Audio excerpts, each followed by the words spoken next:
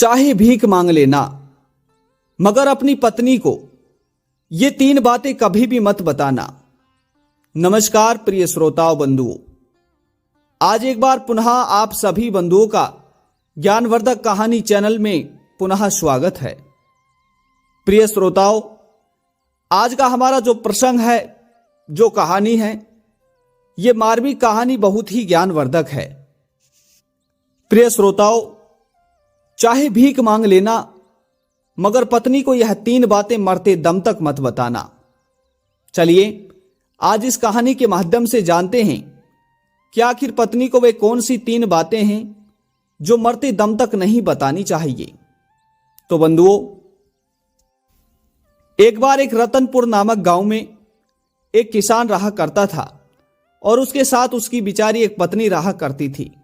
बंधुओं, अब किसान और किसान की पत्नी और किसान का एक छोटा सा पुत्र तीनों अपने घर में रहा करते थे। जो बेचारा किसान था, किसान पूरे गांव में सबसे गरीब था और पूरे गांव में वही एक गरीब था जिसके पास सुबह शाम को खाने तक के पैसे नहीं थे। बेचारा वह किसान अगर सुबह रोटी खा लेता, अगर सुबह भोजन खा लेता, तो उसे यह पता नहीं था कि उसे शाम को भी भोजन प्राप्त हो या ना हो। और बंधुओं, यह तो किसी ने सत्य ही कहा है कि दाने दाने पर होता है खाने वाले का नाम। बंधुओं, कहते हैं कि जो अगर हमारे भाग्य में है तो वह चलकर हमारे पास आएगा, अर्थात जो हमारे भाग्य में नहीं है तो वह हमारे पास होते हुए भी हमें दूर होने का आभास ग्रस्त कराएगा, अर्थात वह हमारे पास होते हुए भी हमें पास होने की अनुभूति नहीं होगी। बंधुओं, ठीक उसी प्रकार अगर निवाला, अगर आखा, अगर भोजन हमारे भाग्य में होगा तो वह स्वयं हमारे पास चलकर आएगा।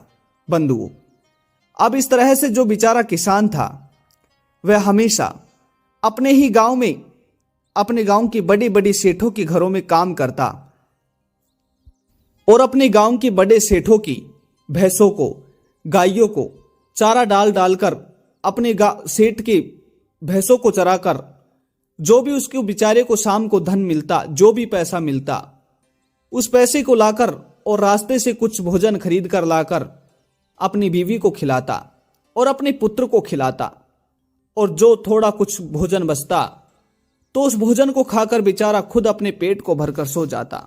बंधुओं, जितना वह किसान कमाया करता था उस पैसे से शाम के वक्त उनका पेट तक नहीं भरता था, क्योंकि भला आदमी 200 रुपये के भोजन में 3 लोगों का पेट कैसे भर सकता है। बंधुओं, कहते हैं कि जब विपदा सिर माले आकर गिरती है, अर्थात जब समस्या हमारे सिर पर आकर पड़ती है, तो हमें अपनी भूख को भी मारना पड़ता है। बंधुओं, अब इस तरह से वह किसान परेशान तो बहुत था, परंतु वह बेचारा कर क्या सकता था। वह तो समय का मारा था, क्योंकि अगर उसका समय ठीक होता, उसका भाग्य उसके ऊपर प्रबल होता, तो वह इस तरह से भूखा नहीं सोता, इस तरह से गरीबी में जीवन नहीं जीता। परंतु वह तो समय का मारा था, वह कर भी क्या सकता था। बंधुओं, अब इस तरह से उसके दिन तो कट रहे थे, परंतु वह हमेशा दुखी रहता था। अब एक दिन की बात है, वह बेचारा जिस सेठ के यहां काम किया करता था, तो वह सेठ एक दिन उससे कहता है, अरे भाई, अब कल से तुम्हें आने की कोई भी आवश्यकता नहीं है, क्योंकि हमने अब यह घर छोड़ दिया है और हम शहर जा रहे हैं, और अब हम अपने सारे परिवार के साथ अपने शहर में ही रहेंगे। और जिन भैंसों को तुम चारा डालते हो, अब इन भैंसों को भी हमने एक अन्य व्यक्ति को बेच दिया है, और अब तुम्हारे जो बचे पैसे हैं भाई, तुम अपने उन बचे पैसे को लेकर जाओ और जाओ, कल से तुम्हें आने की कोई आवश्यकता नहीं है। बंधुओं, अब बेचारा वो जो किसान था वो अपने सेठ के यहां से अपने 1-2 दिन के जो बचे पैसे थे उनको लेकर और अपनी गर्दन को नीचे करते हुए उदास होता हुआ और दिन भर की कई सारी बातों को सोचता हुआ अपने घर की तरफ आ जाता है। प्रिय श्रोताओं बंधुओं, अब अपने घर आते ही वह जो पैसे लाता है वह अपनी पत्नी को दे देता है। अब उसकी जो पत्नी थी वो बड़ी ही लालची थी। अगर उसे पैसा दिख जाए तो वह उस पैसे को देखकर अपना सद्बुद्ध भूल बैठती थी। और बंधुओं, यह भी किसी ने सत्य ही कहा है कि हर अमीर आदमी, हर अमीर व्यक्ति हमेशा समय की कदर करता है, और जो गरीब व्यक्ति होता है वह हमेशा धन की कदर करता है। बंधुओं, कहते हैं कि जो अमीर होता है, जो धनवान होता है, उसे हमेशा समय की ही कदर होती है, क्योंकि उसका हर एक समय कीमती होता है। और एक गरीब को धन की चिंता इसलिए होती है क्योंकि उसे धन की बहुत चिंता है और धन उसके लिए बहुत आवश्यक है। बंधुओं, अब अपने पैसे को हाथ में आते ही वे बहुत खुश होती है। तभी बेचारा वह किसान अपनी पत्नी को सच बताता है कि अब कल से मैं काम पर नहीं जाऊंगा। बंधुओं, अब यह कहकर अपने घर में ही रहने लगता है। 3-4 दिन बीत जाते हैं। जो पैसे रखे हुए थे अब वह भी पूरी तरह खर्च हो जाते हैं। अब एक दिन तो ऐसा आ गया था कि उन दोनों पति पत्नियों को रात्रि में भूखा ही सोना पड़ा।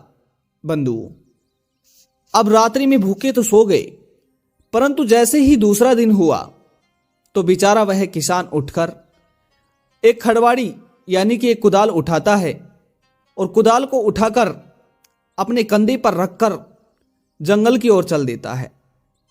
अपनी पत्नी से कहता है कि सुनो, मैं लकड़ियां काटने के लिए जा रहा हूं और इन लकड़ियों को काट काट कर मैं शहर को बेच आऊंगा, जिससे जो भी पैसा मिलेगा उससे अपन हमारे घर का खर्चा चलाएंगे।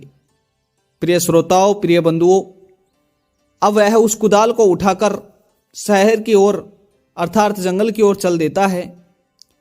जंगल में पहुंचते ही वह लकड़ियों को काटने लगता है और लकड़ियों को काटकर जब वह थक जाता है तो वह किसान एक बड़े से बरगद के पेड़ के नीचे विश्राम करने को बैठ जाता है।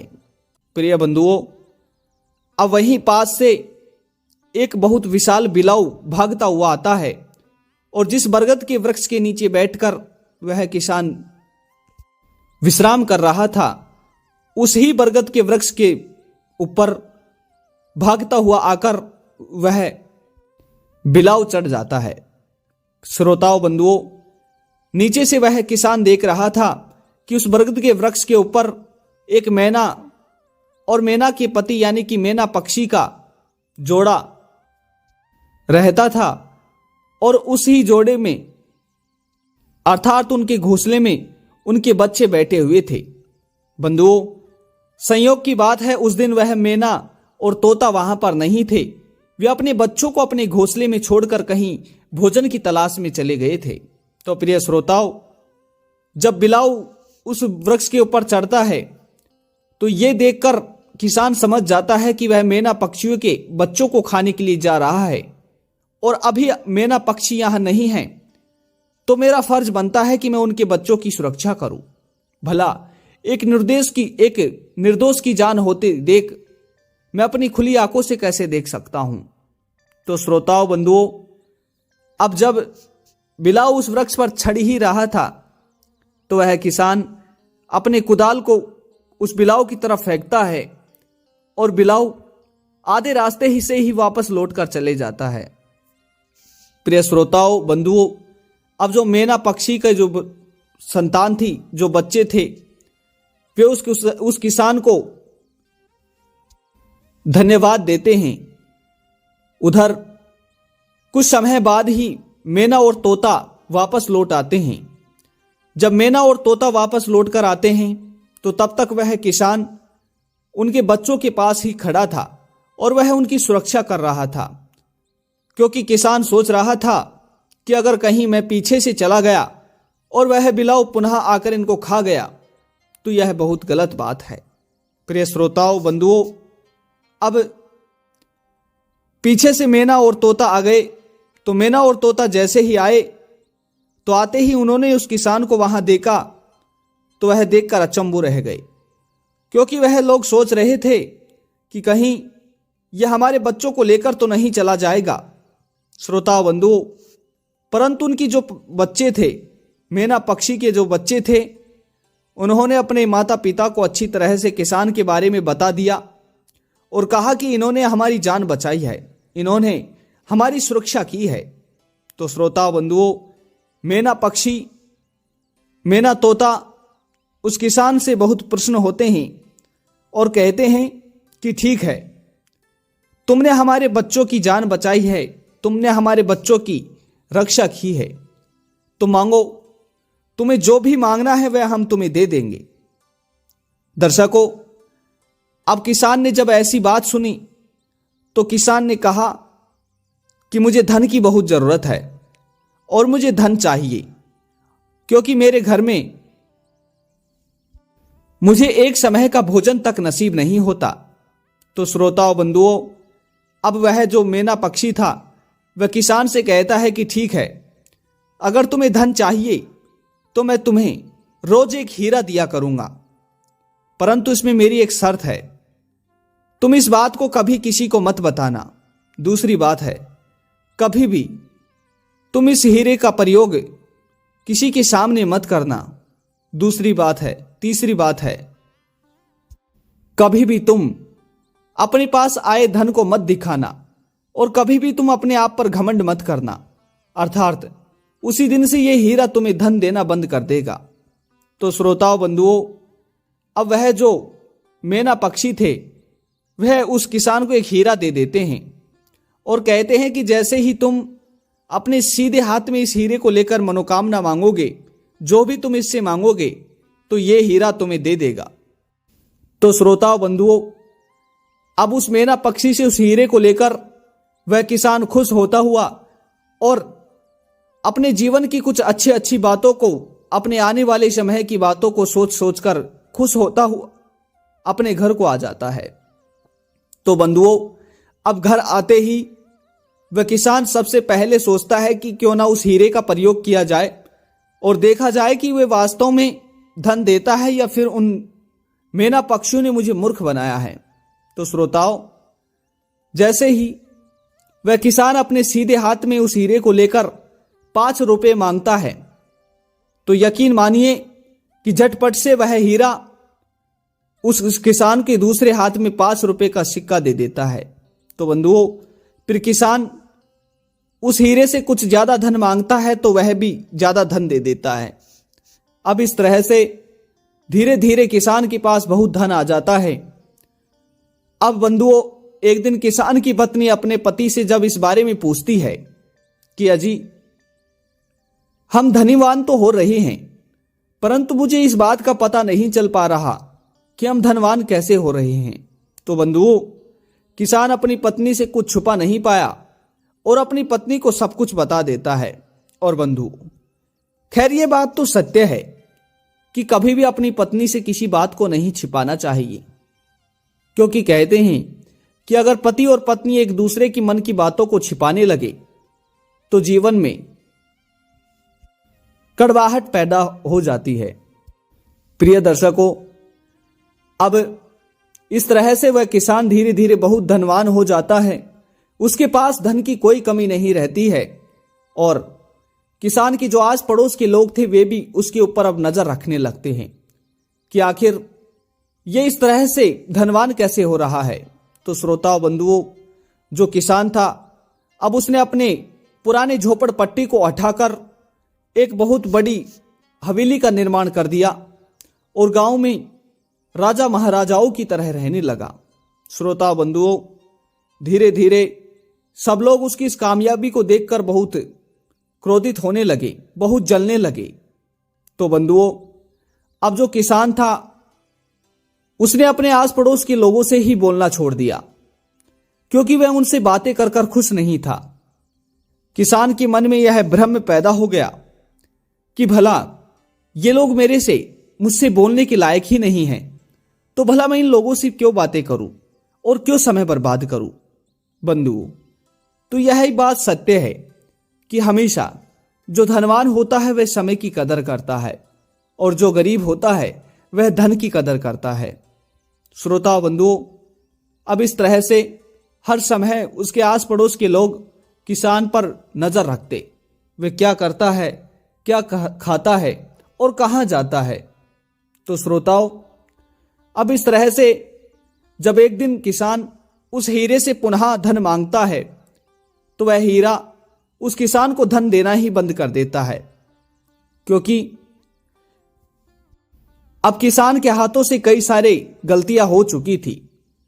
तो श्रोताओं बंधुओं, वह किसान इस विषय में ज्यादा कुछ नहीं सोचता है और किसान उसके बाद में उस हीरे से बाद में कुछ मांगता ही नहीं है। तो श्रोताओं बंधुओं, धीरे धीरे किसान के घर में जो धन आ रहा था वह आने का मार्ग ही बंद हो गया। धीरे धीरे किसान पुनः गरीब होता गया। धीरे धीरे किसान के घर में जो धन था अब वह पूरी तरह खर्च होता जा रहा था। बंधुओं, अब एक दिन की बात है, अचानक से रात्रि के समय किसान के पुत्र की तबीयत खराब हो जाती है। जब उस धनवान किसान के पुत्र की तबीयत खराब हो जाती है तो किसान इधर उधर बड़े बड़े वेदों को बुलाता है और अपने पुत्र की इलाज के लिए वेदों को खूब धन देता है। बंधुओं, अब किसान को वेद पुक्का जवाब दे देते हैं और कहते हैं कि इसका इलाज हमसे नहीं हो पाएगा। तो बंधुओं, तभी एक वेद किसान से कहता है कि ठीक है, मैं तुम्हारे पुत्र का इलाज तो कर दूंगा, परंतु इसमें धन बहुत अधिक लगेगा। तो श्रोताओं बंधुओं, किसान ने अपनी उस हवेली को बेच दिया और अपने पुत्र के इलाज में सारे धन को लगा दिया। बंधुओं, अब किसान की पुत्र के प्राण तो बच गए थे, परंतु किसान के पास जो भी पर्याप्त धन था अब वह उसके पास से पूरी तरह से जा चुका था। बंधुओं, अब अपने पुत्र को अपने घर वापस लाते ही किसान सबसे पहले उस मैना पक्षी के जोड़े के पास जाता है और जाकर उस बड़ वृक्ष के नीचे जाकर गिर जाता है। श्रोता बंधुओं, मैना पक्षी उस किसान से कहते हैं कि अरे भाई, क्या बात है, आखिर तुम इतने दुखी क्यों लग रहे हो? जब हमारे पास से यहां से गए थे तो बड़े खुश होकर गए थे और आज आए हो तो दुखी होकर आ रहे हो। तो श्रोताओं बंधुओं, तभी किसान उस मैना पक्षी के जोड़े को सारी बातें बताता है। तो बंधुओं, तभी मैना पक्षी के जोड़ा किसान से कहते हैं कि अरे भाई, मैं तुम्हें 3 बातें बताता हूं, इन 3 बातों को कभी भी अपनी पत्नी को मत बताना।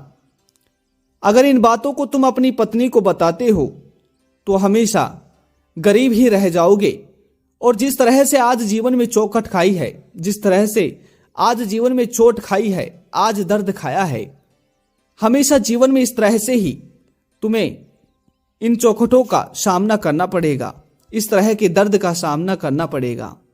तो श्रोता बंधुओं, तभी वह मैना पक्षी का जोड़ा कहता है कि पहली बात, कभी भी स्त्री को अपनी कमाई का जरिया मत बताना, क्योंकि कहते हैं कि अगर तुम अपनी स्त्री को कमाई का जरिया बताओगे तो वह अपनी आदत की वजह से उस कमाई के जरिए को हर किसी को बता देगी, क्योंकि शास्त्रों का मानना है कि स्त्रियों के पेट में कोई बात कभी नहीं पचती, वे हर बात को किसी न किसी से कह ही देती हैं।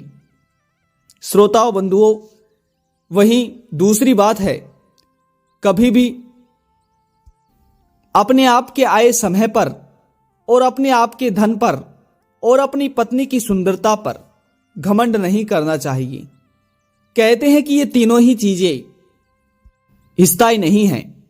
जो भी समय पर घमंड करता है तो समय हर समय बदलता रहता है, और जो अपनी सुंदरता और अपनी काया पर घमंड करता है तो वह भी एक दिन चोट अवश्य ही कहता है। प्रिय श्रोताओं, वही तीसरी बात है कि कभी भी अपनी पत्नी के सामने अपने हुए अपमान के बारे में भी नहीं बताना चाहिए। कहते हैं कि जो स्त्रियां होती हैं, इन्हें हर बात का हवाला देने में बहुत आनंद आता है। इसी कारण इन 3 बातों को कभी भी तुम किसी अपनी पत्नी को मत बताना, और अपनी पत्नी को कभी भी अपने हुए अपमान के बारे में मत बताना। तुम कभी भी गरीब नहीं रहोगे। तो श्रोता बंधुओं, फिर वह किसान अपने घर चले जाता है और पुनः जाकर जब उस हीरे से कुछ मांगता है तो वह हीरा उस किसान को खूब धन देता है। श्रोता बंधुओं, अब धीरे धीरे वह किसान पुनः बहुत धनवान होता चला गया। बंधुओं, तो यह थी हमारी आज की कहानी। आज का यह प्रसंग आपको कैसा लगा कमेंट बॉक्स में अवश्य बताइएगा, और पुनः मिलते हैं एक और नई जानकारी और नई कहानी के साथ। तब तक आप सभी लोगों का बहुत बहुत धन्यवाद। जय श्री कृष्णा। राधे राधे।